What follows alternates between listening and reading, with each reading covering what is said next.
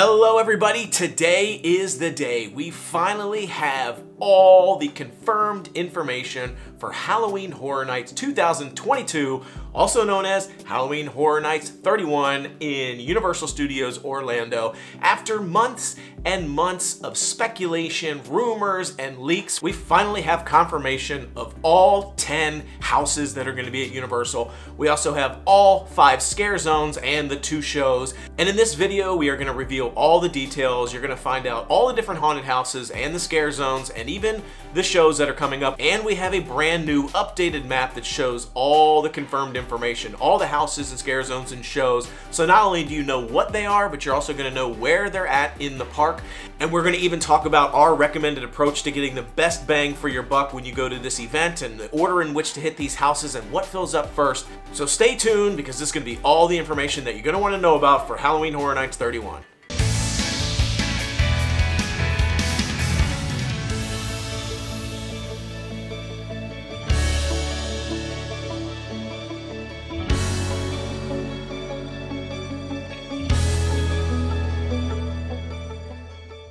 All right, let's get started. Halloween Horror Nights 31 at Universal Orlando Resort is coming up. September 2nd is the first day for the event. It runs through October 31st. You're not going to want to miss it.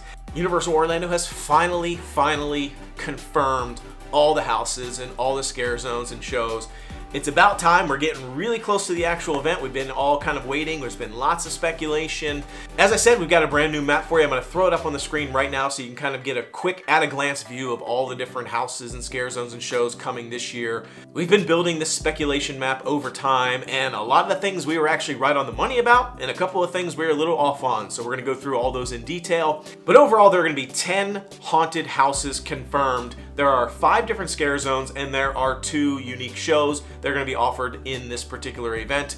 There will also be 6 attractions that are opening, from Rip, Ride, and Rocket to Revenge of the Mummy, and etc. So you can see those on the map as well. So let's get going. Before today, we only had confirmation of 4 haunted houses. Only 4 out of the 10 we had confirmation on. Everything else was speculation. The 4 confirmed houses that we knew about was the Universal Monsters Legends Collide haunted house, the Weekend After Hours Nightmare, the Horrors of Blumhouse, and last but not least, Halloween, obviously based off the Michael Myers movies. We are not going to go into detail on the 4 confirmed houses because we already reviewed those in our previous video. Be sure to check out that link below in the description below. We did a whole video where we talk about the 4 confirmed houses and some of the speculation. We actually walked around the parks and showed the progress on the different haunted houses and the scare zones and where they were physically located. So be sure to check out that video because it's got a lot of great content in it. But just really quickly, in summary, Universal Monsters, that's your classic Hollywood monsters. That's your Dracula, your Wolfman, etc. That's going to be what that's themed around. The Weekend is based on The Weeknd's After Hours album that has a lot of sort of dark music videos and things with regards to it, and so they pulled some of that in to create a unique haunted house, which is kind of cool. The Horrors of Blumhouse is a 2-parter. We're still not 100% sure how it's going to work. It might be 1/2 and 1/2 and 2 different, one based on The Black Phone and one based on Freaky, which is a horror comedy movie. The Black Phone is actually out as well right now. It stars Ethan Hawke. You can watch those now, which stars the Grabber and then the Butcher in Freaky. And we don't know if it's going to be the Grabber and the Butcher running through the house simultaneously or if it's going to be 2 different houses. They're just all sort of part of the same one. We'll find out. And then the last one is Halloween, which kind of speaks for itself. So all 4 of those were confirmed. We had information on them all. There were also 4 IPs. Those were the 4 houses that were essentially IP properties that they've been licensing for this year. In previous years, we've seen things like Haunting of Hill House and Stranger Things. That's similar to what these 4 are. The 6 remaining houses that they finally have announced are all original content from Universal. The first one on our list is going to be Witch's Brew, Spirits of the Coven. And it's pretty much exactly what it sounds like. It's a bunch of witches. It is a coven of beautiful flapper witches in this sort of 1920s speakeasy setting, which is going to sound really cool. This 1920s sort of speakeasy, underground, prohibition era space where they're sort of like hiding. Sounds kind of cool.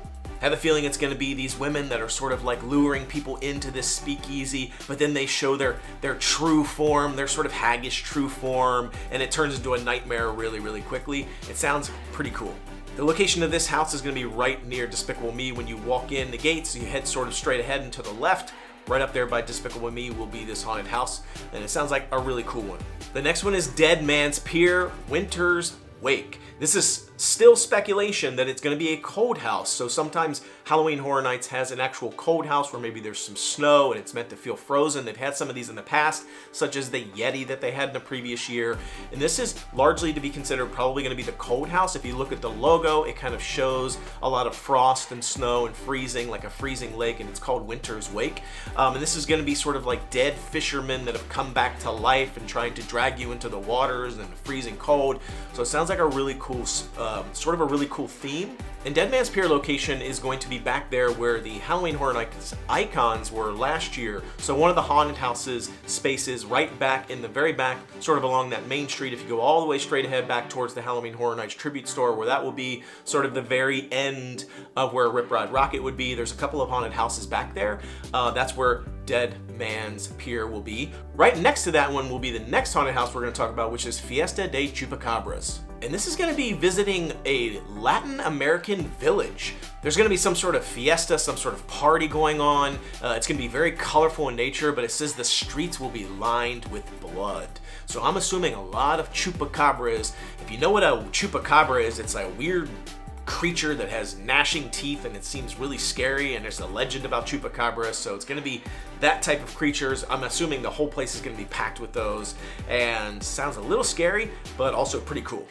Now the next two haunted houses we're going to talk about are going to be located back near Men in Black, sort of in the back right hand corner to the right of Men in Black. There's two exits, there's sort of like two areas that you can walk back into. This is where the Pumpkin Growth was last year and the Puppets Theater haunted houses last year. And these are going to be the Descendants of Destruction and Bugs Eaten Alive. Descendants of Destruction is supposed to be in sort of like these New York City subway tunnels. And there's going to be these mutants down there that are going to be jumping out and attacking you. It sounds really cool. I'm really hoping that they can pull off that subway tunnel in New York City sort of appearance, because I think that sounds really interesting and really neat. I've always kind of, anytime I visit New York, the subway is always a little bit dodgy to begin with, but I've always kind of wanted to see like what's back but behind the tunnels, like when you actually walk through the tunnels, back where it's all dark and dirty, and I always wonder what's back there. It'd be really cool if we actually get to go back there. That sounds interesting to me. And then right next to that is the Bugs Eaten Alive haunted house, which has finally been confirmed. This one kind of sounds interesting to me. It almost gives me the vibe of the Town of Scary one that we had last year in Halloween Horror Nights 30. Because it's sort of like touring a 1950s home, or what they would have considered to be a home of the future in the 1950s, which sounds kind of cool to me, because I want to kind of see like what did they think the home of the future looked like in the 1950s. Then the entire home apparently is going to be covered with like slime and all these like bugs and these many-legged creatures that are going to be kind of like coming and dropping down from the ceiling or whatever and attacking you. Sounds a little dodgy. Again, I feel like this is going to be the one that's going to like gross me out the most, so I'm kind of looking forward to it. But these two are going to be side by side, Descendants of Destruction and Bugs Eaten Alive, so it'd be pretty easy to get between both of them. And the last haunted house to finally be confirmed is called Hell Block Horror. This was speculated to be the prison one, Hellgate Prison. We had it on our map previously, called it Hellgate Prison. Hellgate Prison was sort of like a reincarnation of a previous original haunted house that they had done in past Universal Studios Halloween Horror Nights.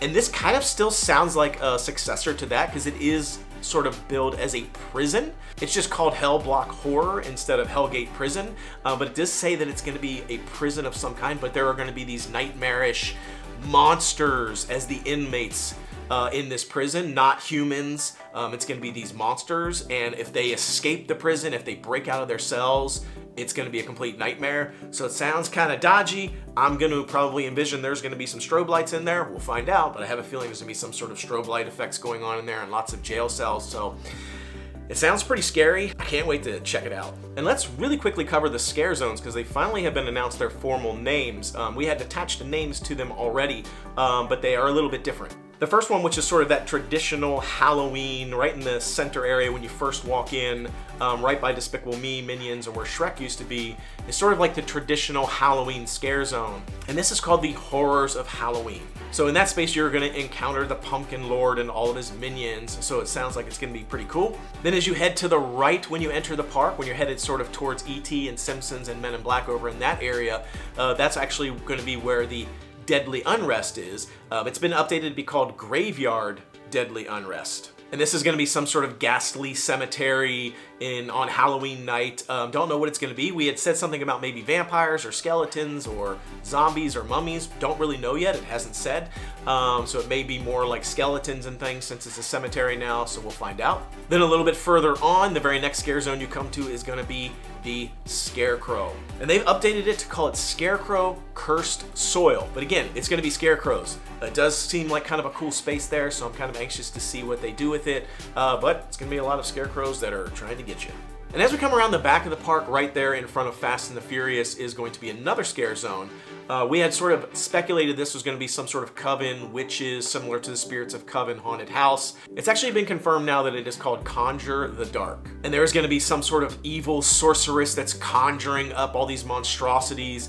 You know, there was a large sort of cauldron there, as you can kind of see in that space. So now I think there's going to be some sort of like sorceress or witch of some kind up there, like brewing things up and like summoning all these monsters into that scare zone. So it sounds kind of like a cool space.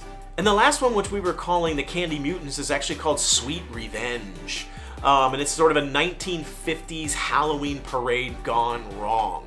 Again, we've sort of speculated what the judge's booth is going to be all about. This particular area is usually the area where there's a lot of interactivity going on. In previous Halloween Horror Nights, like last year, they had sort of the like alien, futuristic aliens, sort of like mind control going on there, trying to get people to dance and do different things. So it's probably going to be something similar in this space. I don't know if you're going to be asking you to do certain things or act certain ways, and then you're going to get judged. I don't know. I don't know if there's anything more scary in life than being judged by somebody else. So sounds pretty cool. We'll find out more, but Sweet Revenge. There's also a lot of candy involved in this space here, so I'm actually wondering if there's going to be like, there are some like carts that have candy and stuff. I wonder if they're going to sell some of the different candy, especially, I'm assuming probably in the Halloween Horror Nights Tribute Store, which is actually right across from this scare zone. I have a feeling there's probably gonna be a lot of sweets and treats available inside there that are gonna kind of ladder up to this particular scare zone. And we have an update to the water show. Before we were calling it Mayhem, and it's actually different. It's gonna be a brand new show, and it's called Ghoulish, A Halloween Tale. So there's gonna be some sort of Grim Reaper character taking us on a journey through this like tale, through this story. There's gonna be all this iconic music, but it's gonna be like these eerily remixed versions of popular songs that we know. So it sounds pretty neat. I'm glad it's a new show, and it sounds awesome. Obviously it's gonna be when it gets dark and at park closing, but out there on that water, we got a brand new show.